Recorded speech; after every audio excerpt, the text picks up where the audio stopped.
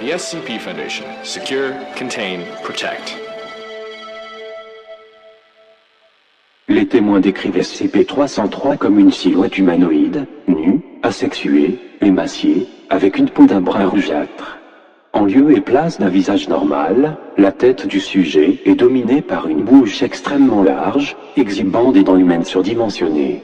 Le sujet émet constamment un son ressemblant à une respiration sifflante, suffisamment fort pour être entendu à travers la plupart des portes. Tous les individus ayant rencontré SCP-303 sont capables de décrire son apparence, y compris lorsque ces individus n'étaient pas physiquement capables de voir le sujet. SCP-303 se matérialise régulièrement derrière n'importe quelle fenêtre, porte fermée, sas, ou tout type de barrière permettant d'entrer ou de sortir d'un local dans lequel se situe un observateur conscient, choisi par un moyen inconnu. SCP-303 reste alors derrière cette porte pendant une durée indéterminée. Tout individu tentant d'ouvrir cette porte ressent une peur intense et paralysante, qui dure jusqu'à ce que SCP-303 se dématérialise de lui-même, ou pour éviter d'être vu directement par un autre observateur. La source de cette peur n'est pas clairement identifiée, mais semble être de nature similaire à l'arachnophobie ou à l'ophidiophobie et puise son origine à un niveau inconscient et génétique. Des analyses indiquent que SCP-303 n'induit pas volontairement cette peur chez les individus affectés. SCP-303 évite systématiquement d'entrer dans le champ visuel de tout observateur, et ne permet à aucun individu de voir plus de 10% de son corps. Lorsque la porte ou la barrière d'entrée est partiellement ou complètement transparente, SCP-303 se matérialise selon une orientation qui ne permet de voir que 10% de son corps au moins, ou provoque un effet de brouillard ou de buée sur la surface transparente afin de provoquer cet effet. Si quelqu'un s'approche de SCP-303 depuis une direction dans laquelle aucun objet ou porte ne le cache, il se dématérialisera avant d'entrer dans le champ de vision de l'observateur. Tout système électronique ou mécanique complexe que SCP-303 rencontre est temporairement désactivé. SCP-303 n'a jusqu'ici jamais tenté d'entrer en contact physique ou verbal avec un observateur. La manière dont SCP-303 est arrivé dans le site est actuellement inconnue. La première apparition de SCP-303 était enregistrée le 1er mars 2010. On soupçonne que SCP-303 ait été transféré accidentellement en même temps qu'un autre SCP confiné sur le site 37, ou qu'il se manifeste via l'un de ceux-ci. Tous les SCP présents au site 37 sont actuellement en cours d'examen à ce sujet.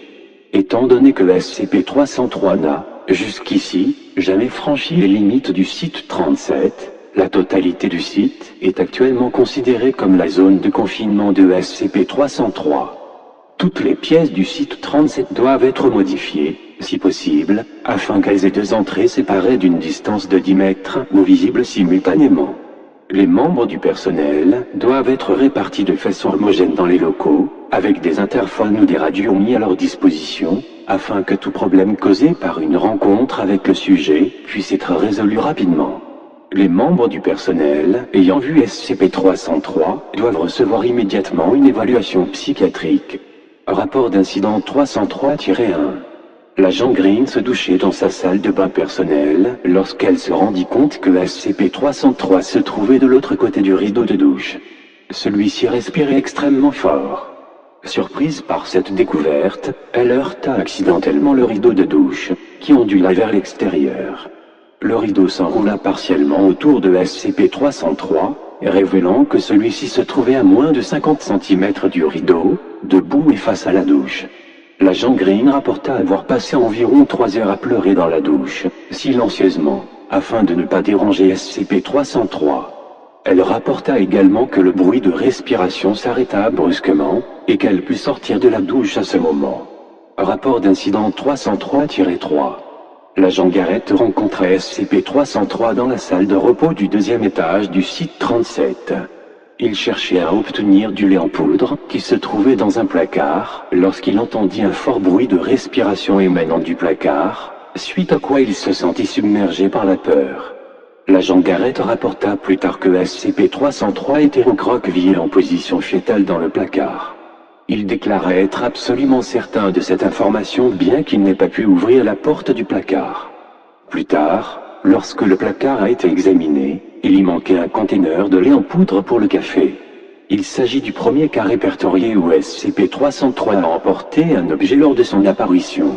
Rapport d'incident 303-6. Le Dr Brammer fut retrouvé mort, victime de déshydratation, dans une des salles de stockage du 2e étage. On estime que le Dr Brammer a passé 5 jours dans la pièce avant d'être découvert. Une petite chambre de décompression de 4 mètres carrés séparait la salle de stockage du couloir.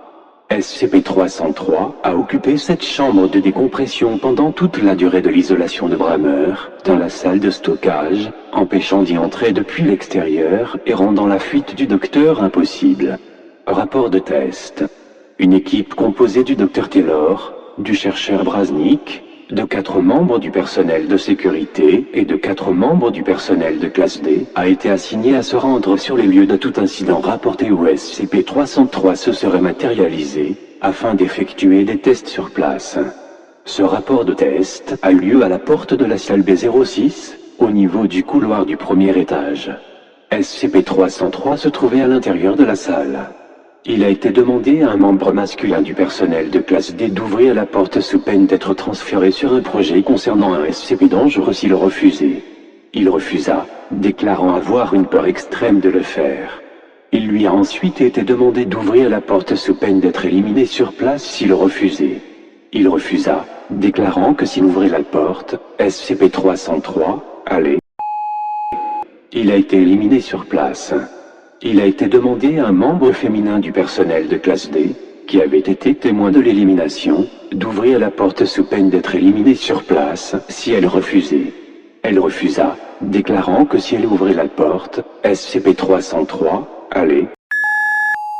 Le chercheur fut apparemment secoué par cette déclaration. Il lui a à nouveau été demandé d'ouvrir la porte.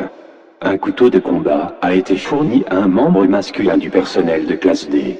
Il lui a été demandé de la poignarder jusqu'à ce qu'elle se décide à ouvrir la porte.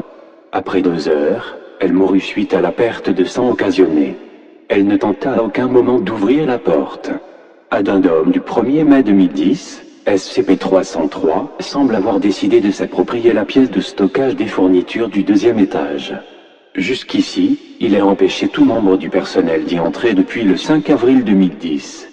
Il quitte régulièrement la pièce pour acquérir des objets appartenant à la Fondation afin de les transporter dans la pièce de stockage du 2e étage. Actuellement, la liste des objets non classifiés pris par SCP-303 est la suivante. Un tube cryogénique IVF de 5 ml. 3 sets d'instruments chirurgicaux standards de la Fondation. 2 cadavres de classe D utilisés pour la recherche. Un générateur fonctionnant à l'essence. Plusieurs produits chimiques, comprenant de grandes quantités de tryptophane, de phénylalanine et de tyrosine, entre autres. Un conteneur de lait en poudre pour le café. En plus de cela, un certain nombre d'objets classifiés ont été acquis par SCP-303. Actuellement, l'équipe de recherche essaie toujours de déterminer ce que SCP-303 compte faire avec ces objets.